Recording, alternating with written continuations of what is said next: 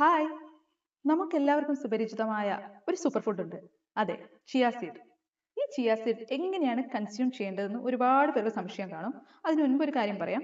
Chia seed എന്ന് പറയുന്നത് nutrient dense ആയിട്ടുള്ള ഒരു സൂപ്പർ ഫുഡാണ്. ന്യൂട്രിയൻ ഡെൻസ് എന്ന് പറയുമ്പോൾ അതിൽ മെഗ്നീഷ്യം, കാൽഷ്യം, ഫോസ്ഫറസ് പോലത്തെ മിനറൽസ് അടങ്ങിയിട്ടുണ്ട്, അയേൺ അടങ്ങിയിട്ടുണ്ട്.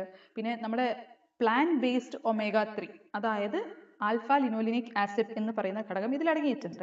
ഇതുപോലത്തെ ന്യൂട്രിയൻസ് എല്ലാം ഇതിൽ അടങ്ങിയിട്ടുണ്ട് എന്ന് വെച്ച് വളരെ നല്ല രീതിയിൽ അടങ്ങിയിട്ടുണ്ട്, ഇത് മാത്രം കഴിച്ചാൽ ആരോഗ്യം നന്നാവും എന്നുള്ളതല്ല കേട്ടോ പറയുന്നത്. ഇനി വൈറ്റമിൻ സി അടങ്ങിയിട്ടുള്ള ഫ്രൂട്ട്സിന്റെ കൂടെയൊക്കെ ചിയ സീഡ് കഴിക്കുന്ന ഫ്രൂട്ട്സിന്റെ ഒക്കെ ന്യൂട്രിയൻസിനെ അബ്സോർബ് ചെയ്യാനായിട്ട് ചെറിയൊരു ലെവലിൽ സഹായിക്കും. അല്ലാതെ വൈറ്റമിൻ സി ഫ്രൂട്ട്സും ചിയ സീഡും കഴിക്കുന്നത് ഏറ്റവും ബെസ്റ്റ് കോമ്പിനേഷൻ ആണെന്നല്ല. ചിയ സീഡിൽ അടങ്ങിയിരിക്കുന്ന ഈ അയണും വൈറ്റമിൻ സി റിച്ച് ഫ്രൂട്ട്സിന്റെ ആ വൈറ്റമിൻ സിയും അബ്സോർപ്ഷൻ ക്വാളിറ്റി കുറച്ച് ഇംപ്രൂവ് ചെയ്യുന്നു മാത്രം. അതുകൂടാതെ മറ്റു ഫ്രൂട്ട്സിന്റെ കൂടെ ചേർത്ത് കഴിക്കാം, ഓട്ട് മീലിൽ ചേർത്ത് കഴിക്കാം, അല്ലെങ്കിൽ യോഗേർട്ട്, കേട് ഇതുപോലത്തെ കാര്യത്തിൽ ഇട്ടാം. നമ്മുടെ കഞ്ഞിയിൽ വരെ ചിയ സീഡ് ഇടാം. ഈ ചിയ സീഡ് എങ്ങനെയാണ് കുതിർത്ത് വെക്കുക?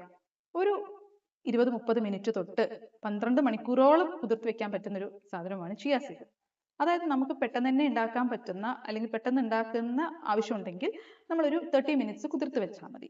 അതെങ്ങനെയാണ്? ഒരു 1 ടേബിൾ സ്പൂൺ ചിയ സീഡ് എടുത്തിട്ട് ഒരു 100-150 ml ഉള്ളിൽ വരുന്ന വെള്ളത്തിലേക്ക് നന്നായിട്ട് ഇളക്കുക. ഇളക്കിയില്ലെങ്കിൽ അത് ക്ലോഗ് ആയിട്ട് ഇങ്ങനെ ഇരിക്കും. അതുകൊണ്ട് നന്നായിട്ട് ഇളക്കി മിക്സ് ചെയ്തതിന് ശേഷം അത് സോക്ക് ആവാനായിട്ട് വെക്കുക.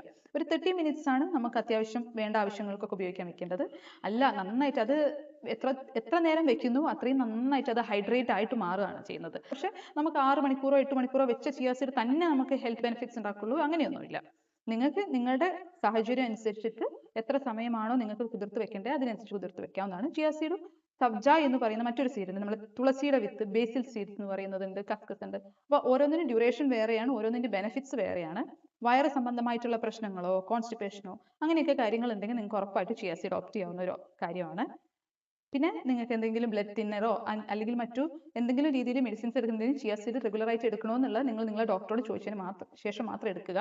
ചിയ സീഡ് ഒറ്റയടിക്ക് ബൾക്കായിട്ട് എടുക്കാതെ കുറച്ച്, അതായത് 1 ടേബിൾ സ്പൂൺ വീതം ഓരോ ദിവസവും കുതിർത്ത് വെച്ചതിന് ശേഷം നമ്മൾ ഫ്രൂട്ട് കട്ടിലോ ഈ പറഞ്ഞ ഓപ്ഷണൽ എന്ത് ഓപ്ഷൻ ആണോ ചൂസ് ചെയ്യുന്നത് അതിലോട്ട് ഇട്ടേക്ക് കഴിക്കാവുന്നതാണ്.